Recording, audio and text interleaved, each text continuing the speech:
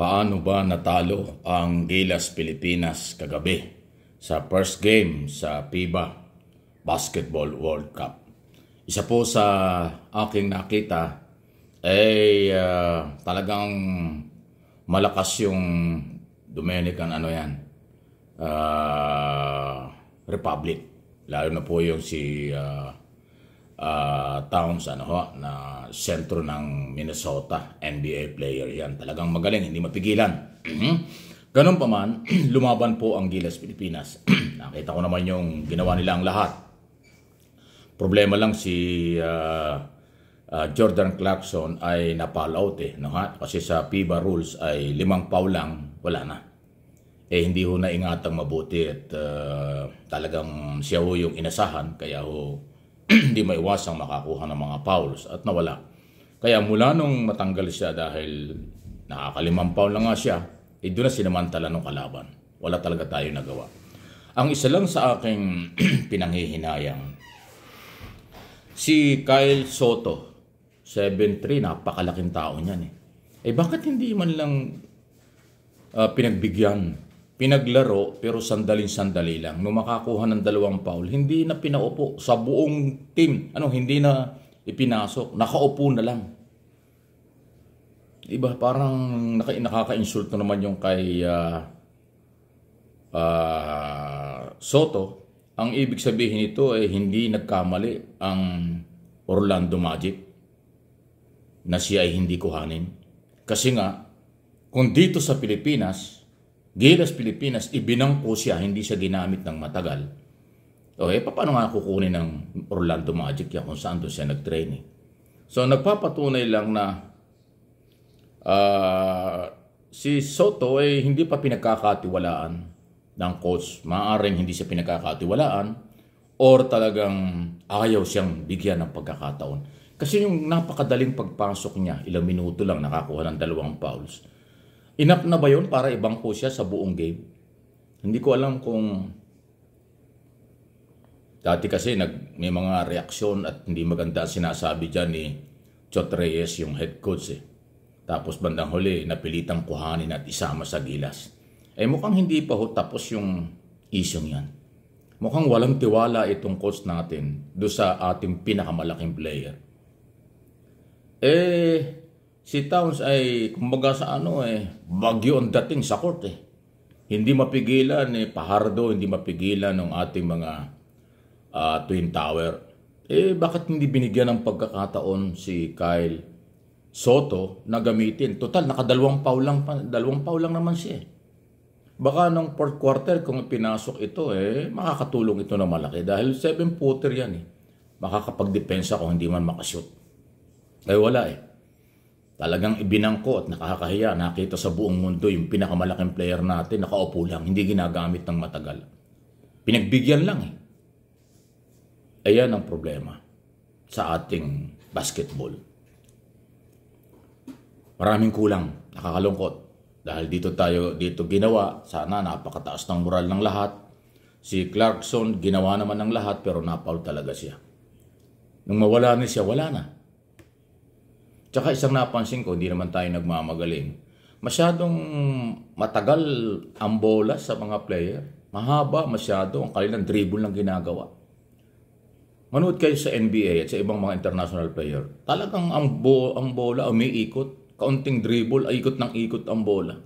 Ang ganda ng play. Tayo ang haba ng dribble Pinipilit isaksak ng maliit sa gitna. Paano? Anong gagawin mo sa gitna? Kung nakabantay sa iyo ay mas malaki. So, dapat 3 points ang ginagamit. Kala ko magagaling sa 3 points ang ating Gilas Pilipinas. Hindi naman ginamit. Parang nakadalawa lang yata. O ilang 3 points lang ba yung pinakawalan?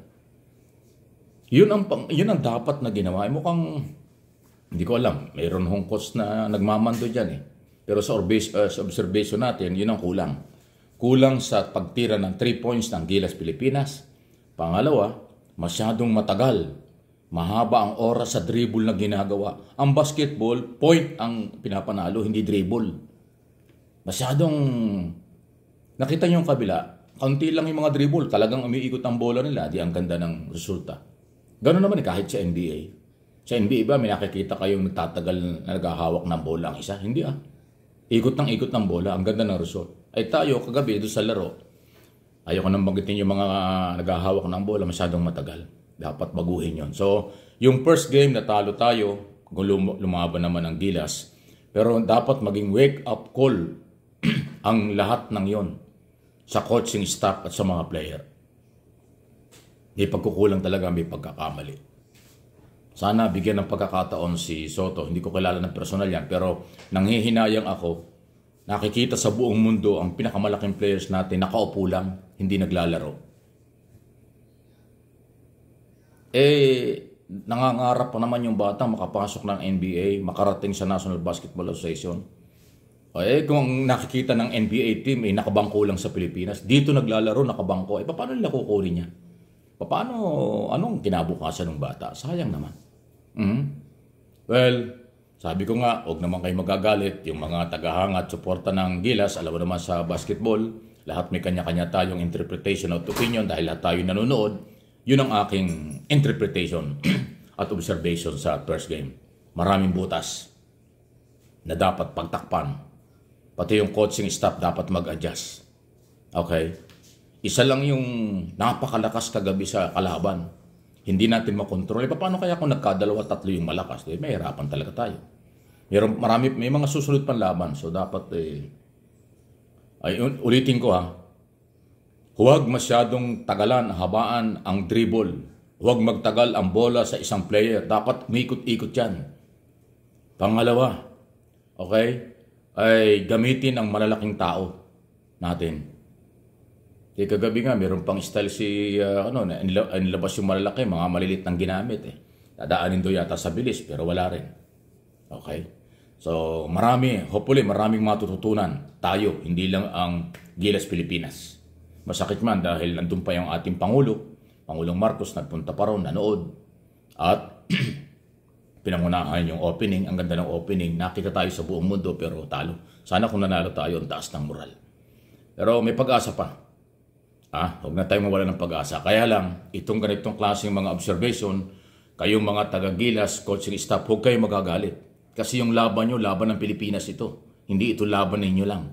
Hindi lang ito laban ng Gilas. Laban ito ng Pilipinas, kaya inyong tanggapin ang criticism, idea, suggestion, observation ng publiko. Dahil laban ito ng Pilipino sa FIBA. Okay? Kaya huwag kayong pikon. Kailangan inyong aralin, tanggapin ang observation, pagsama-samahan para manalo. Kasi alam nyo ang isang laro, kung walang criticism o walang ibang observation ang nasa labas ng Gilas, walang mangyayari. Kaya yung malawak na observation ng publiko at ng mga Pilipino, inyong ikonsidera at aralin para may pag-asa. Laban ng bayan, hindi laban ng 12 player lang ito. Laban ng Pilipinas. Kayang-kaya pa yan. Sige, laban pa tayo.